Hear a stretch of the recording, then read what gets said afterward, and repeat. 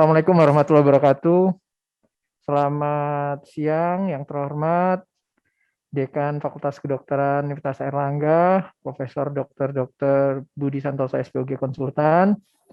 Yang terhormat Ketua POGI Cabang Surabaya, Dr. Brahmana Askandar, yang sekaligus pemateri pada acara Discussion on Endometriosis pada siang hari ini. Yang terhormat Profesor Dr.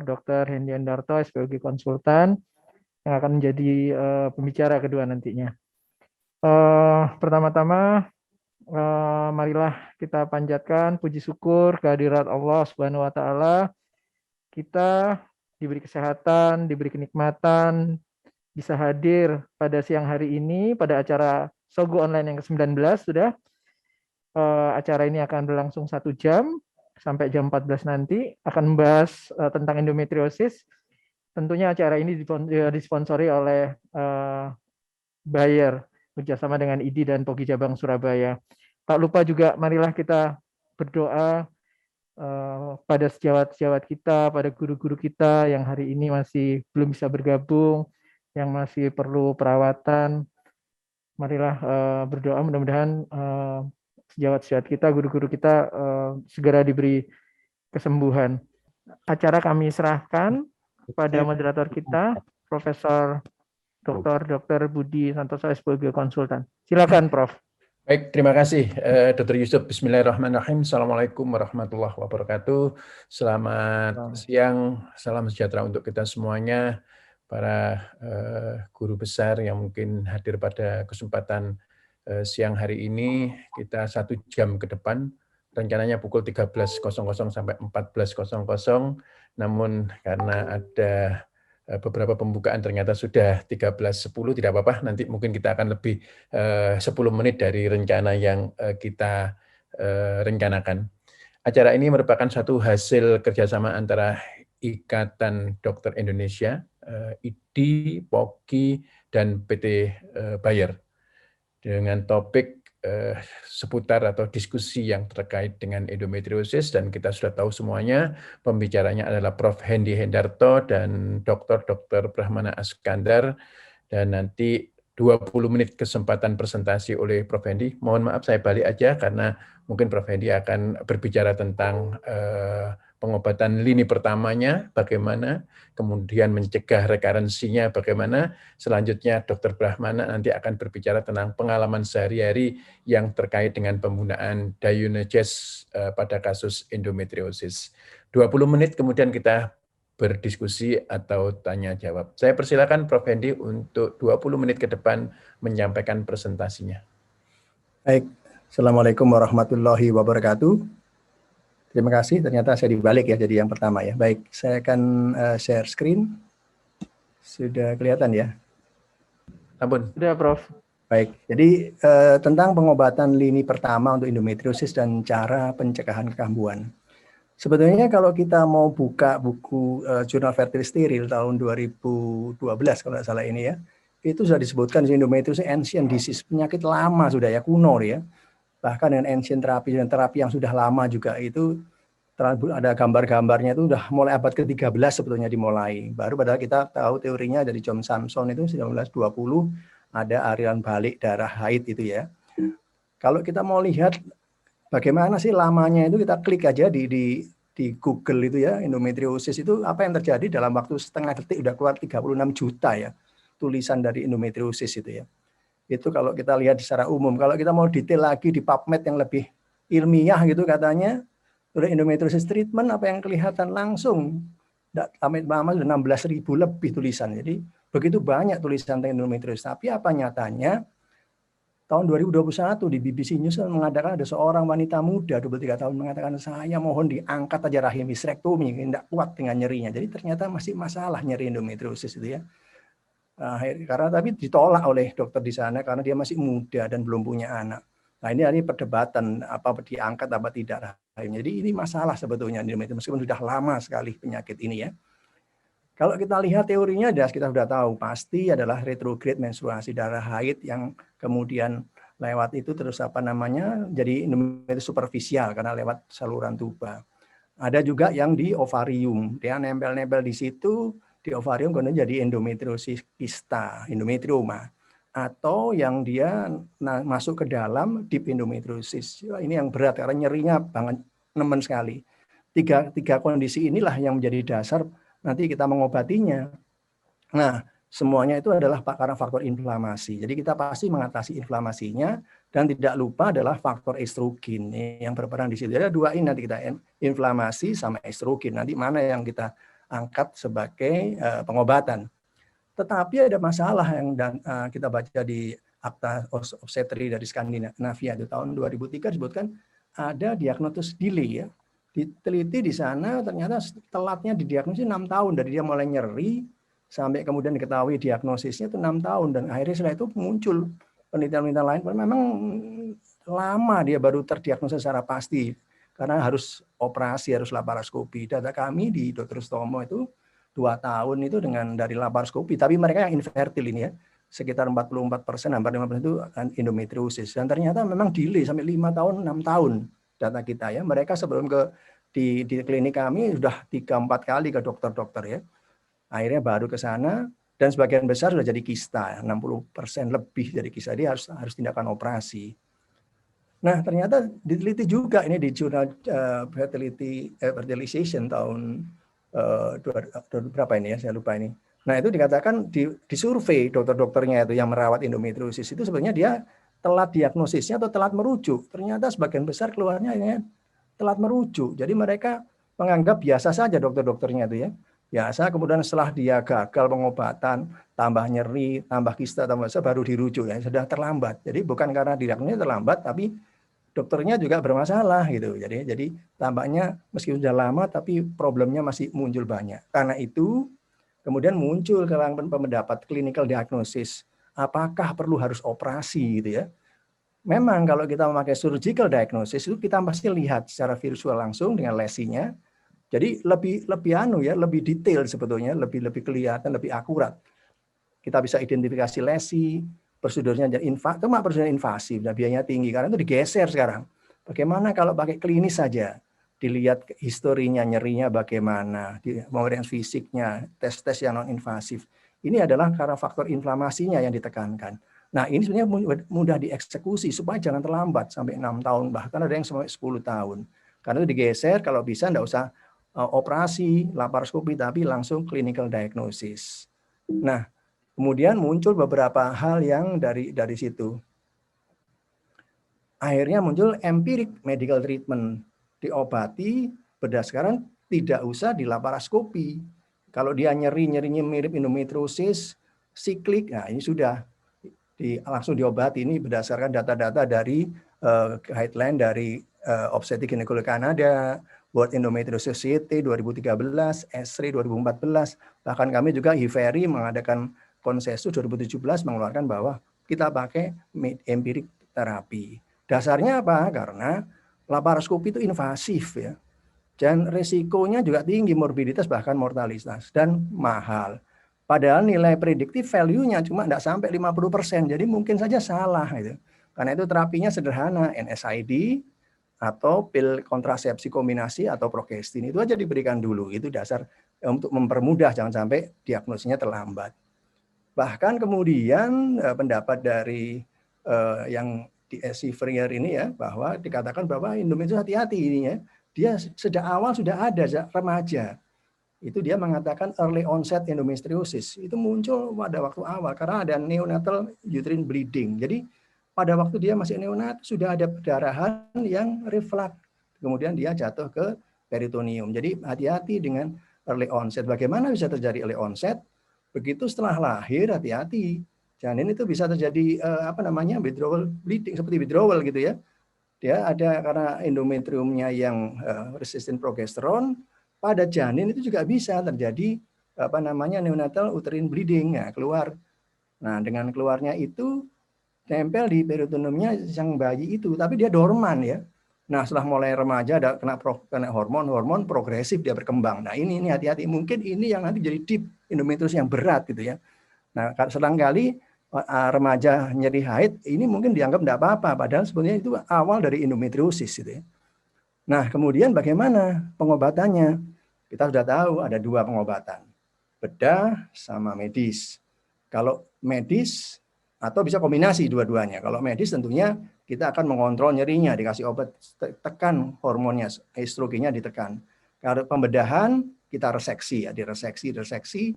Kalau bisa semua, bisa untuk diagnosis, bisa untuk terapi. Tapi kalau sudah jadi infertilitas lebih susah, kadang-kadang expectant management ditunggu atau harus medical assisted reproduksi dengan IVF atau inseminasi. Tapi kita nanti akan bicara bagaimana mengontrol nyerinya dengan terapi medis ini ya.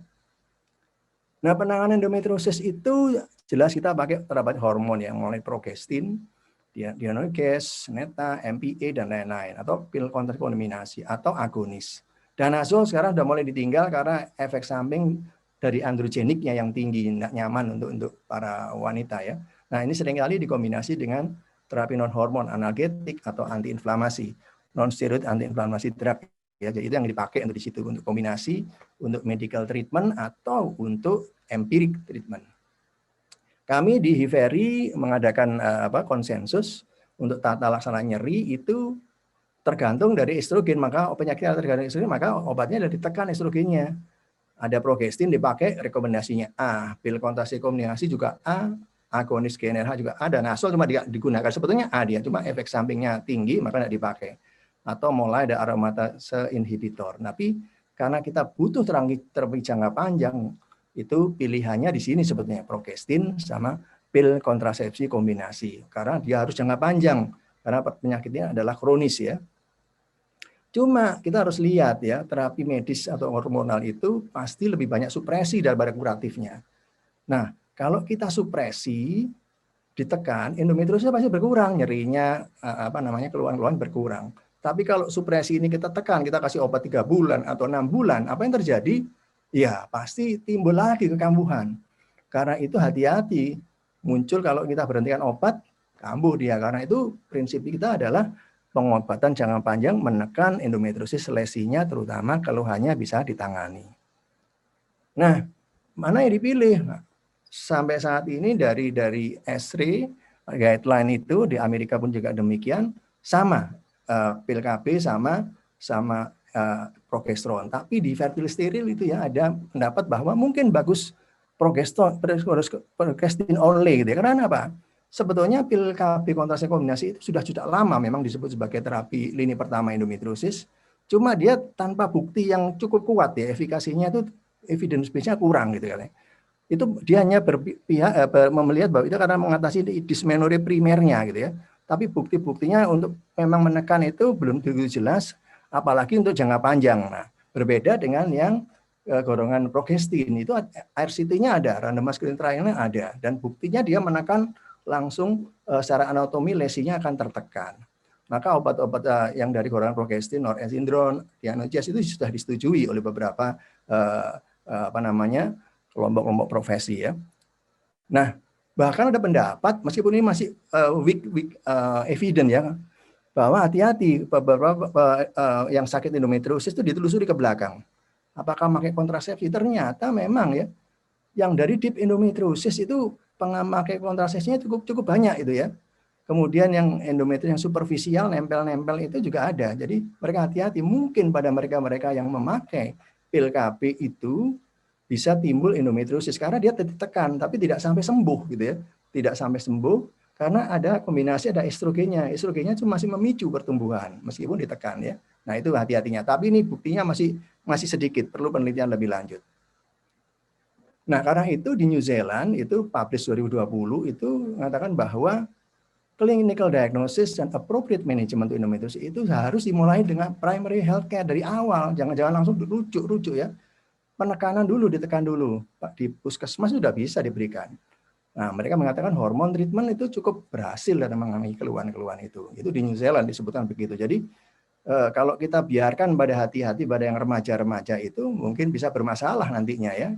Ditekan aja balik pil KB atau pakai progestin. Itu yang dianjurkan bagi lini awal.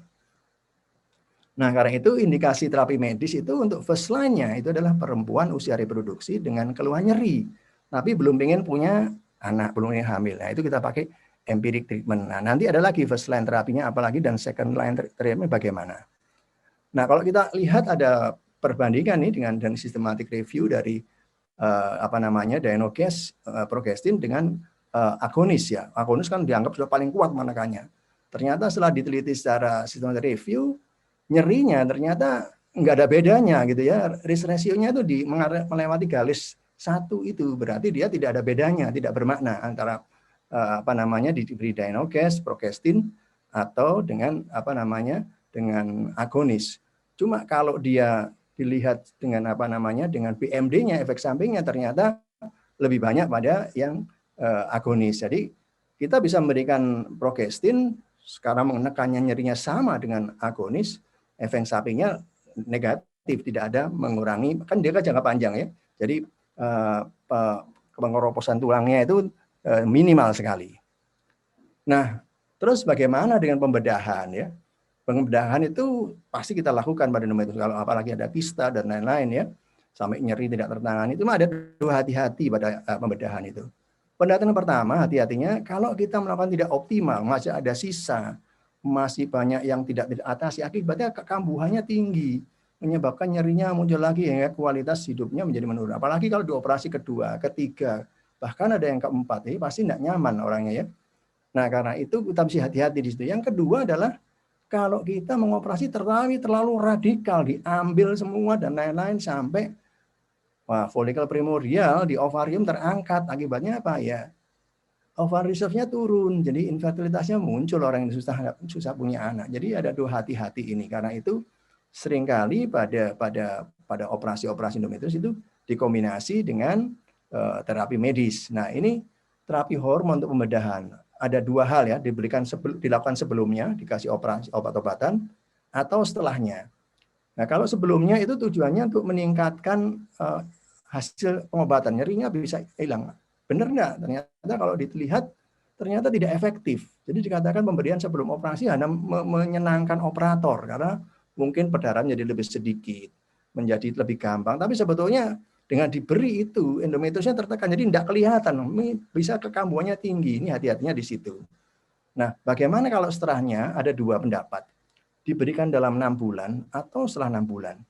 Nah, dia dikatakan kalau 6 bulan, di bawah 6 bulan ternyata tidak efektif, kekambuhannya tinggi. Jadi kalau mau jangka panjang itu lebih 6 bulan, dan dia efektif untuk secondary prevention. Artinya, diagnosa diketahui, dengan kita operasi kan tahu pasti ada endometriosis. Kalau dia yakin, kalau dia belum pengen punya anak, langsung dikasih obat jangka panjang lebih dari 6 bulan, itu efektif. Karena itu kita pilih pengobatan yang betul-betul aman. Hati-hati kalau sampai kita memberikan lebih 6 bulan, pakai agonis kan efek sampingnya tulangnya menjadi tertekan dari itu ya. Ini ada data dari Cochrane juga semuanya ini, meskipun buktinya masih tidak cukup, tidak sedikit. Tapi kalau kita ambil dari guideline dari ESRI Eropa, ini cukup kuat ini ya, bahwa pemberiannya diberikan jangan kurang dari 6 bulan untuk terapi jangka panjang. Nah, kemudian jadi indikasinya apa kalau berikutnya? Nah, yang first line terapi kalau dia kontraindikasi pembedahan. Jadi kalau dia ada kontraindikasi pembedahan atau menolak operasi. Nah, kalau menolak operasi ya berikan terapi-terapi medikal. Dan yang second line-nya adalah untuk mencegah kekambuhan tadi. Kalau dia kita operasi ternyata kemudian ada kekambuhan, ya berikan obat. Tapi kalau dia pengen hamil, ya langsung program kehamilan. Tapi kalau dia belum pengen, diberikan untuk pengobatan dengan jangka panjang. Nah, ini pengobatan secara jangka panjang dibandingkan antara diberi Dinogas setelah dioperasi endometrioma, ternyata dilihat sampai ini 80 bulan ya. Ini maksudnya 5 tahun berarti, 5 tahun lebih sampai 6 tahun. Ternyata kalau tidak diberi itu sampai 70% terjadi kekambuhan. Tapi kalau diberi Dinogas, diberi progestin, ternyata hanya 4%. Tapi tentu ada efek samping ya kalau jangka panjang yang tampak muncul adalah mungkin hati-hati bleedingnya, ada perdarahan-perdarahan, tapi harus kita beri konseling sebetulnya. Ada penurunan BMD, tapi tidak banyak 4% ya. Tapi kalau pakai yang agonis tadi, sangat penurunnya cepat sekali. Ini dari penelitian dari Jepang ini ya, dari Jepang tahun 2015 jadi ya. Jadi kita memberikan pengobatan jangka panjang. Bahkan ini penelitian dari Jerman, Prof. Rumer ini pernah datang ke Indonesia juga, dia dilihat 5 tahun terlihat efek sampingnya. Jangka panjang kan yang kita takutkan efek samping ya.